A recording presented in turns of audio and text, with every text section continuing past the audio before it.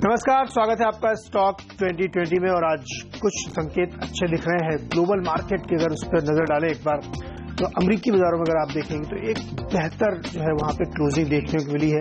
काफी दिनों बाद एक अच्छे संकेत दिख रहे हैं जो भारतीय बाजारों को प्रभावित कर सकते हैं।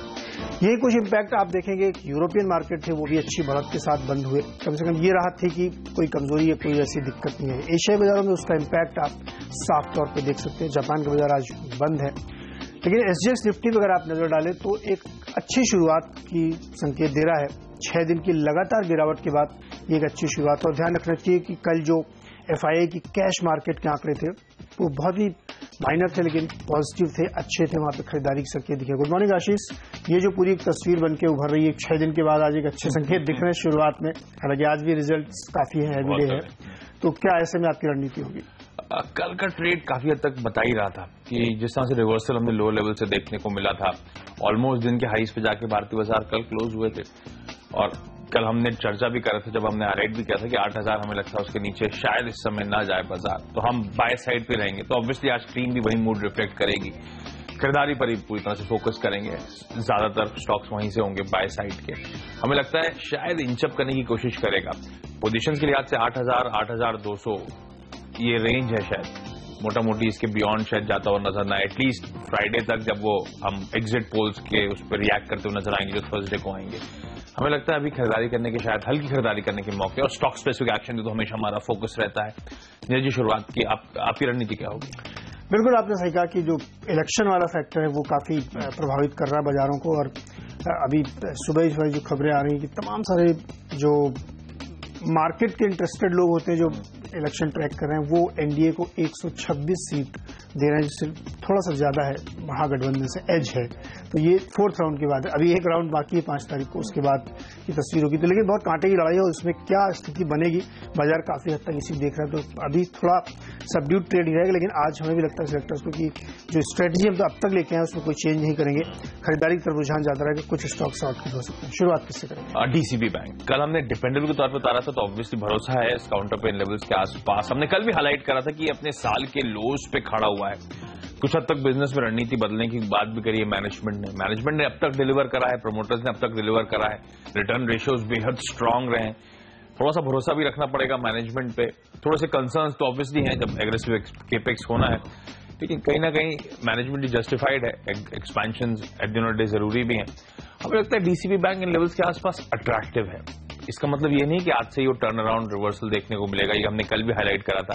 इन लेवल्स के आसपास लेकिन हमें आकर्षक नजर आता है। तो हमेशा जैसे हम कहते हैं निबलिंग यानी कि हल्की खरीदारी, ये बैंक अभी भी वो मौके दे रहा है, इसलिए आज फिर से टीम में फीचर हुआ है। और आज मार्केट अच्छा है, मूड अच्छा है, फाइनेंशियल शायद फोकस में है, तो डीसीबी को इस बात का भी शायद फायदा मिलता हुआ नजर आए। कल भी हमने देखा था आधा 1% के आसपास की बढ़त के साथ ही फाइनली बैंक जाके बंद हुआ था। तो यहां पर खरीदारी करने की सलाह है। दूसरा स्टॉक जिसमें हर एक्सपर्ट्स मानते हैं आज खरीदारी करने के मौके होंगे वो है टीवीएस मोटर्स का। ध्यान रखें, पिछले कुछ दिनों से अच्छा मूव दिखा रहे थे तमाम। इस कंपनी में रिजल्ट अच्छा आए थे। इनफैक्ट 2 व्हीलर मैन्युफैक्चरर्स के सबके नंबर्स सरप्राइज करे हैं। सब में ऑपरेशनल एफिशिएंसीज नजर आई हैं। ऑपरेशनल एफिशिएंसीज क्या कह लीजिए, कच्चे माल की लागत भी कम हुई है, तो उसका भी भरपूर फायदा इन सब कंपनीज को मिला है। लेकिन टीवीएस मोटर्स के जो अक्टूबर बिक्री के आंकड़े आए हैं वो भी बेहद स्ट्रांग आपको नजर आएंगे। स्कूटर्स मार्केट में एक तगड़ा मोमेंटम नजर आ रहा है और ये कंपनी तो स्पेस में एज ऑलरेडी रखती है। इस कंपनी को अभी भी रडार पे रखें। हालांकि रीसेंट मोमेंटम के बाद बहुत ज्यादा अपसाइड इमीडिएटली शायद नजर ना आए, लेकिन एटलीस्ट ट्रेडिंग बायसेस के साथ 280 तक के लेवल्स तक अप्रोच करें। लेकिन कमजोरी में ये काउंटर अब धीरे धीरे लग रहा है कि अट्रैक्टिव होगा, तो किसी भी गिरावट में यहां पे भी वापस खरीदारी करने के मौके ढूंढने चाहिए। इस समय ट्रेडिंग की बायसनेस रखें। नीरज, आपकी शुरुआती 2 खिलाड़ी। नीलकमल लिमिटेड एक प्लास्टिक प्रोडक्ट्स बनाने वाली कंपनी है और ये इसलिए पसंद आ रही सेक्टर्स को कि कल इसने जो अपने नतीजे पेश किए उसमें मुनाफा इनका 5 गुना बढ़ा है और ये करीब 6.8 करोड़ से बढ़ के 25.7 करोड़ हो गया है। ये बहुत सिग्निफिकेंट 5-फोल्ड की जंप है मुनाफे में। वहीं आमदनी में भी आप देखेंगे तो 5% से ज्यादा की उछाल आई। इस पूरे रिजल्ट की जो सीजन चल रहा है उसमें आप देखेंगे तो रेवेन्यूज में बहुत ग्रोथ नहीं हो रही, प्रॉफिट सबके बढ़ रहे हैं क्योंकि रॉ मटेरियल कॉस्ट है तो मार्जिन एक्सपेंड हुए हैं। लेकिन वो कंपनियां जहां पे रेवेन्यूज भी बढ़ाने में सफल रही है, जो आमदनी भी बढ़ा रही है, उस पर सेक्टर्स लगता है मार्केट डेफिनेटली रिवार्ड करेगा।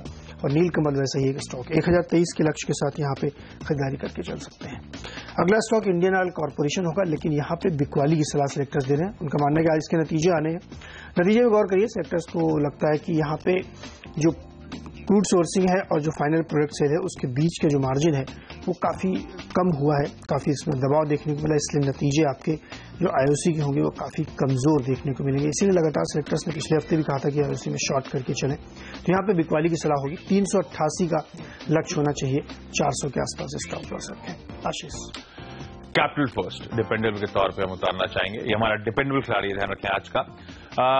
ध्यान रखें, वैसे हम कह रहे हैं फाइनेंशियल से फोकस, लेकिन कुछ कंपनीज हमने सिंगल आउट कर रखी हैं जहां पे हमें लगता है अट्रैक्टिव बेट्स हो सकती हैं। कैपिटल फर्स्ट अपने रीसेंट हाई से ऑफ लेट अगर आप चार्ट खोल के देखेंगे तो नियर लोज के आसपास कामकाज कर रहा है, जबकि एक बेहद स्ट्रांग फंडामेंटल्स वाली कंपनी है। इसके प्रमोटर्स को लेकर कोई इश्यू नहीं, इसके मैनेजमेंट बैंडविड्थ के लिए कंपनी जानी जाती है, बैलेंस शीट कंपैरेटिवली बेहद स्ट्रांग आपको नजर आएगी।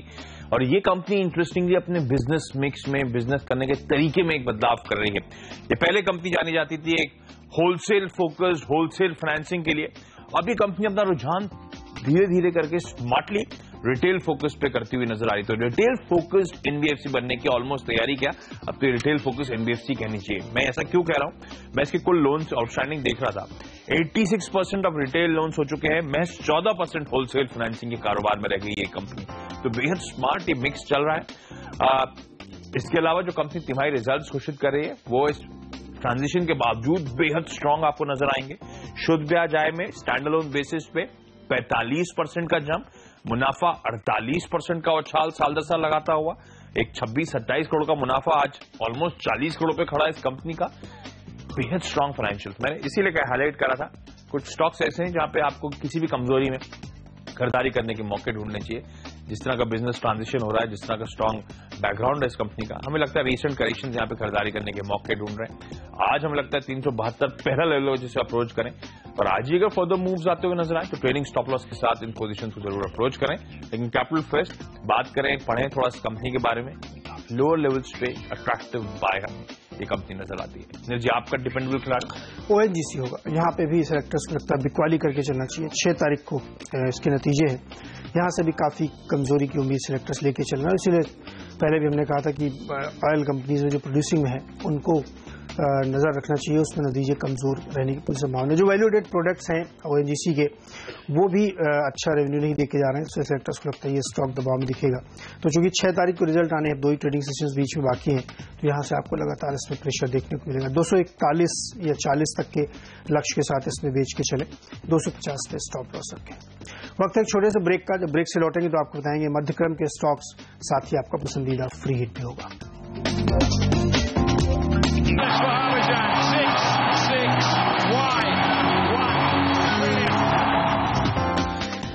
डीसीएम श्रीराम नाम की कंपनी है जिसने कल नतीजे पेश किए। इसके भी नतीजे काफी थे, मुनाफे में करीब 36% की बढ़त देखने को मिली है, जो 46 करोड़ से बढ़ के 63 करोड़ के आसपास हो गया। वहीं कुल आय में भी, जैसे हमने कहा कि लगातार जो जिनकी आय में भी बढ़ रही वहां पे थोड़ा फायदा, तो बहुत मामूली सी, लेकिन 1 से 1.5% तक इनकी आमदनी भी बढ़ती हुई दिखी। सेलेक्टर्स को लगता है कि नतीजे बेहतर देखे जाएंगे और इसी वजह से इसमें खरीदारी की सलाह होगी। 141 के लक्ष्य के साथ इसमें खरीदारी करके आप चल सकते हैं। डॉक्टर रेड्डीज एक ऑल टाइम फेवरेट है मेरे सेलेक्टर्स का, और यहाँ पे लगातार खरीदारी देखने को मिल रही है। कल के ट्रेडिंग सेशन में भी आप देखेंगे तो 1.5% ऊपर था। हमें लगता है कि ऊपरी स्तर अगर आप देखेंगे तो 300-400 रुपए का करेक्शन इसमें ऑलरेडी है, और अब अगर बाजार यहाँ से थोड़ा सा मूव लेता है तो ऐसे स्टॉक्स जो काफी फंडामेंटली स्ट्रांग है वहां पे मजबूती आएगी। और ये भी खबरें कई सारे फंड हाउस की तरफ से बड़ी बाइंग इस महीने इसमें देखी जा सकती है, तो वहां उसकी वजह से भी इसमें एक तेजी बनी जाएगी। 4355 के लक्ष्य के साथ डॉक्टर रेड्डीज में खरीदारी करें। SML Isuzu एक और कंपनी है, कमर्शियल व्हीकल और स्पोर्ट्स व्हीकल में है। सेक्टर्स को लगता है इसमें खरीदारी करनी चाहिए। कल जो सेल्स फिगर आए बेहद शानदार थे, सेक्टर्स को लगता है कि उसका एक रिवार्ड इसको मिलेगा। यहाँ पे भी खरीदारी की सलाह होगी। 1366 का लक्ष्य होगा, 1334 पे स्टॉप लॉस रखें। आशीष, खरीदारी पर ही फोकस होगा, बड़े डिफरेंट मिक्स के सारे स्टॉक्स हैं। अजमेरा रियल्टी एक रियल एस्टेट, एक Mumbai based real estate player है। ध्यान रखिए, ये कंपनी मेरे ख्याल से मुंबई में वडाला रीजन में अपने प्लॉट को डेवलप कर रही है, तो वहां से तो बड़ा स्ट्रांग ट्रैक्शन, कई सारे एनालिस्ट वैसे ही बेट कर रहे हैं। पर इस कंपनी को रडार पे रखें। 192 के हाई से एक अच्छे करेक्शन के बाद अब ऑलमोस्ट 120 रुपए, और बड़ा स्ट्रांग रेटिंग हुई थी इस काउंटर की, अगर आपको याद होगा तो। मार्केट कैप इसका 400-450 करोड़ रुपए के आसपास का है। इस कंपनी की आय में अब क्वाड्रपल जंप या तगड़ी बढ़त देखने को मिल रही है। 9 करोड़ की आय से बढ़कर अब 56 करोड़ रुपए, तो वो प्रोजेक्ट का एग्जीक्यूशन, उसकी प्री सेल्स वगैरह अब उसका भरपूर शायद फायदा मिल रहा है। इनफैक्ट इस कंपनी का मुनाफा भी 1 करोड़ से बढ़कर 6-6.5 करोड़ रुपए आ चुका है और हमारे एक्सपर्ट्स मानते हैं तो शुरुआत है। अब एक्चुअली इस कंपनी के फाइनेंशियल में मार्क्ड इंप्रूवमेंट आप आगे आने वाले क्वार्टर्स में देखेंगे जैसे जैसे प्रोजेक्ट्स एग्जीक्यूट होंगे। रडार पे रखें इस कंपनी को। बाटा बेहतरीन पेरेंटेज, बात करने की जरूरत नहीं, हम सब जानते हैं इस कंपनी के ब्रांड को। आज भी मुझे याद है मुंबई के रीजन में एक नया स्टोर खुला था तो मैं भी गया था। किस तरह का मोमेंटम, किस तरह का ट्रैक्शन, जब हम कहते हैं डिस्क्रिशनरी स्पेंड्स नहीं है, मॉल्स में बाकी शॉप्स खाली पड़ी रहती हैं, तो ये स्टोर में आप जाइए, किस तरह का ट्रैक्शन अभी भी बना हुआ है। हमें लगता है ये काउंटर उनमें से जहां पे निबलिंग जो हम कहते हैं ना हल्की खरीदारी, इस काउंटर को रेडार रखना चाहिए आपको। कुछ पेन था, कुछ प्रोसेसेस बदलाव हो रहे थे, तो आपको याद होगा बीते कुछ क्वार्टर्स में लगातार दबाव देखने को मिला था इस कंपनी के फाइनेंशियल्स में, लेकिन अपने रीसेंट हाई से जिस तरह करेक्शन दिखा चुका है, हमें लगता है बड़ा अट्रैक्टिवली पेज है ये बेहतरीन कंपनी। 515 तक के लेवल्स तक अप्रोच करें आज खरीदारी करने के मौके, लेकिन इस कंपनी में भी हमें लगता है बेहतर लेवल्स मिले तो एक्चुअली आपको खरीदारी करनी चाहिए। यूनाइटेड स्पिरिट्स, यहां पे भी खरीदारी करने की सलाह है और एक ट्यूसडे के दिन ही हम खरीदारी करने की बात कर रहे हैं, लेकिन जो कंपनी ने नंबर्स दिए बेहद स्ट्रांग ऑपरेशनल परफॉर्मेंस है, उम्मीद से कहीं बेहतर डिलीवरी देखने को मिली है। अब वो फाइनली डीआईजीओ जिसने एक्वायर कर लिया इस कंपनी को, उसकी स्ट्रैटेजी शायद पे ऑफ कर रही है। मार्जिन्स में 330 बेसिस पॉइंट्स का इंप्रूवमेंट है। डीआईजीओ के साथ जो डिस्ट्रीब्यूशन एग्रीमेंट हुआ है वहां से बढ़ी हुई सेल्स देखने को मिली है। इनफैक्ट रिलेटेड पार्टी ट्रांजैक्शंस में दिक्कतें आती थी, उससे काफी सेविंग हुई है, उससे मार्जिन्स को फायदा मिला है। ओवरऑल वॉल्यूम्स कोई इशू उठा सकता है कि 2-2.5% दूसरी तिमाही में गिरे हैं, पर ध्यान रखें ओवरऑल वॉल्यूम्स गिरे हैं लेकिन प्रीमियम ब्रांड्स का कंट्रीब्यूशन लगातार बढ़ रहा है, वो बहुत इंपॉर्टेंट है और उससे मार्जिन और रियलाइजेशन में एक मार्क्ड इंप्रूवमेंट आपको देखने को मिलेगा। इनफैक्ट इस कंपनी की बैलेंस शीट इंप्रूव हो रही है, ब्याज पर खर्च, डेट लेवल्स इस क्वार्टर में दोनों गिरते हुए नजर आए। आय में 5-6% का उछाल, मार्जिन 350 बेसिस पॉइंट में हाईलाइट कर चुका हूं।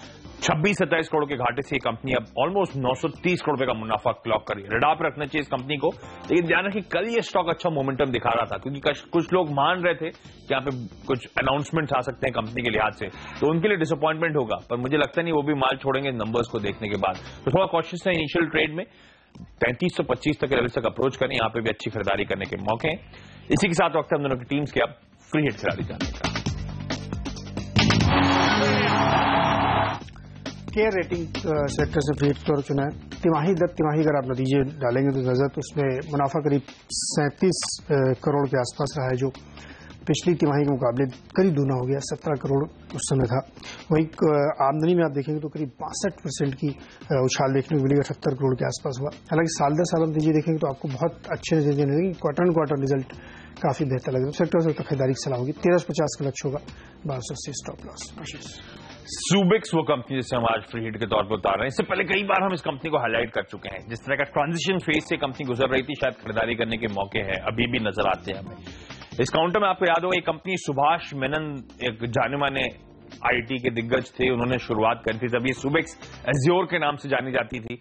बड़ा एग्रेसिव एक्सपेंशन करे थे, इनऑर्गेनिक ग्रोथ जो हम कहते हैं ना अधिग्रहण लेड स्ट्रैटेजी होती थी ग्रोथ की, उसको इस कंपनी ने फॉलो करा था। तो 2004-2005 का वो फेज था जो बड़े बड़े एक्विजिशन कंपनी ने बचाने की कोशिश करी थी।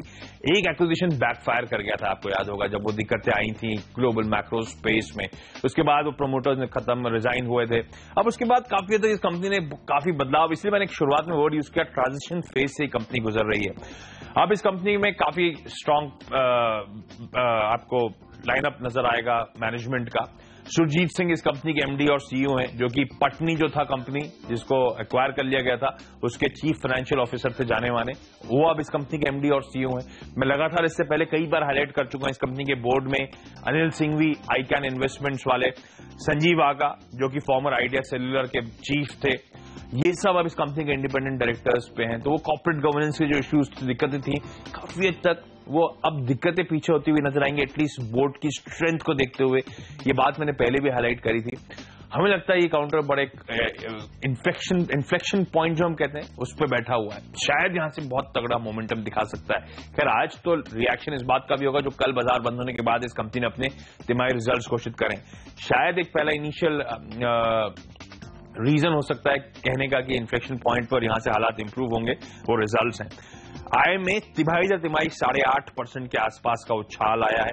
ये कंपनी जो पिछली तिमाही में ऑलमोस्ट 4-5 करोड़ रुपए का घाटा कर रही थी, ऑलमोस्ट 15.5 करोड़ रुपए का इस बार इस कंपनी ने मुनाफा क्लॉक करा है। ध्यान रखें, संजीव आगा साहब के आने के बाद कहा जा रहा था गाइडेंस, क्योंकि ये कंपनी खास तौर पे जानी जाती है टेलीकॉम प्रोडक्ट्स के लिए, टेलीकॉम स्पेस में है, और आगा साहब के आने के बाद कहा गया था उनकी एक्सपर्टीज, उनके कॉन्टैक्ट्स, वो सब शायद इस कंपनी को मदद करते हुए नजर आएंगे, तो वो बड़ा इंपॉर्टेंट था। इसीलिए लगातार मैं हाईलाइट करता किस तरह के इंडिपेंडेंट डायरेक्टर्स हैं। एक दिक्कत की बात है, और कई सारी ऐसी अच्छी कंपनी जो हमें पसंद आ रही हैं उनमें भी दिक्कत यही है। मिसाल के तौर पे सिंटेक्स इंडस्ट्रीज जैसी कंपनी, सुबेक्स में भी एफसीसीबी कन्वर्शंस बड़े स्ट्रांग हुए हैं, जैसे सुजलॉन और सिंटेक्स दोनों में हो रहे हैं। इंटरेस्टिंग, तीनों एस से ही शुरू होती हैं। एफसीसीबी कन्वर्शन के चलते जब भी स्टॉक उछाल आता है तो वहां पर थोड़ा सा स्टॉक की डंपिंग आती है, तो वो शायद नियर टर्म ओवरहैंग बना हुआ है, लेकिन ये लेवल्स अट्रैक्टिव हैं खरीदारी करने के लिए। ट्रेडिंग के मानसिकता से अभी उतरे 11.5-12 तक के लेवल्स तक शायद जाता हुआ नजर आए। छोटा सा ब्रेक, उसके बाद हम लोगों की टीम के आखिरी के 3 खिलाड़ियों पर फोकस।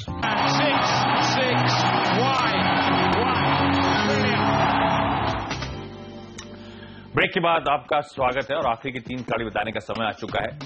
ट्रेडिंग बायस के साथ 3 स्टॉक पहुंच रहे हैं, खासतौर पे गीतांजलि जेम्स।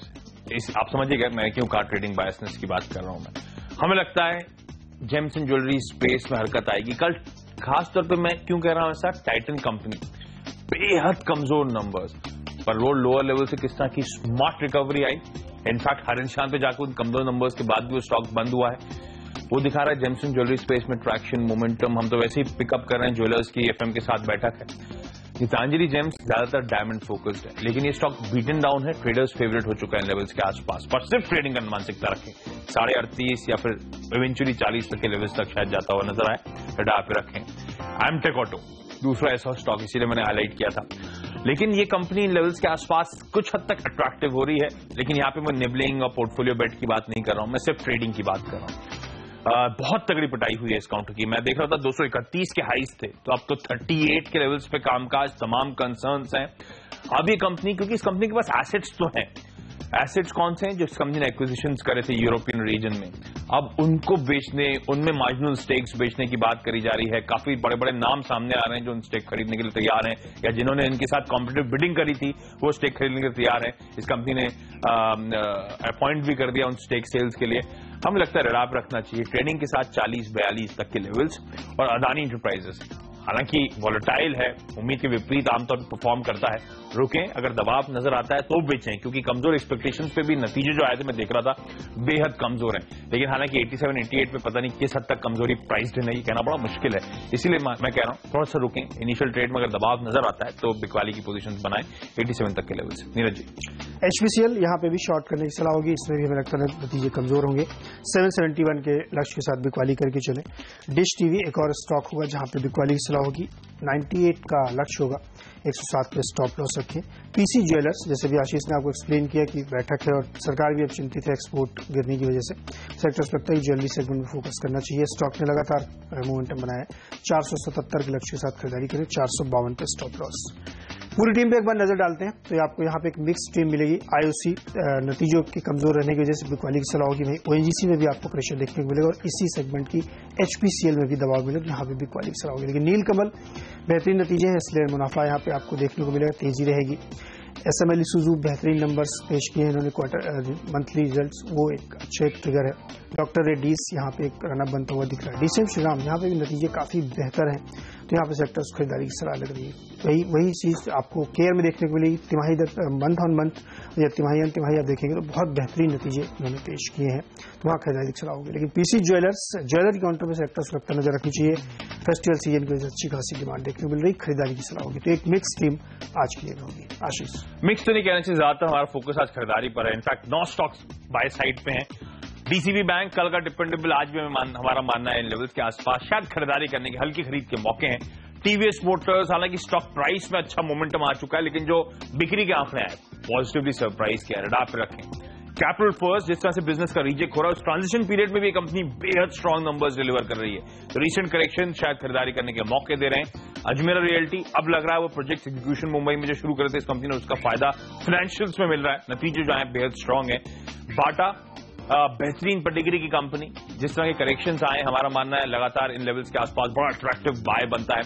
यूनाइटेड स्पिरिट्स, माफ कीजिएगा, एक मंगलवार के दिन एक अल्कोहलिक कंपनी है, लेकिन बेहतरीन ऑपरेशनल परफॉर्मेंस इस कंपनी ने डिलीवर करा है, रडार पर रखना चाहिए इस काउंटर को। फ्री हिट के तौर पे सुबेक्स जहां पे हमें लग रहा है कि वो दिक्कतों का पीरियड फेज शायद खत्म हो रहा है। फिलहाल तो ट्रेडिंग के लिहाज से आप अप्रोच करें गीतांजलि जेम, सैमटेक ऑटो में दोनों में खरीदारी करने की सलाह, लेकिन प्योरली ट्रेडिंग बायसनेस के साथ।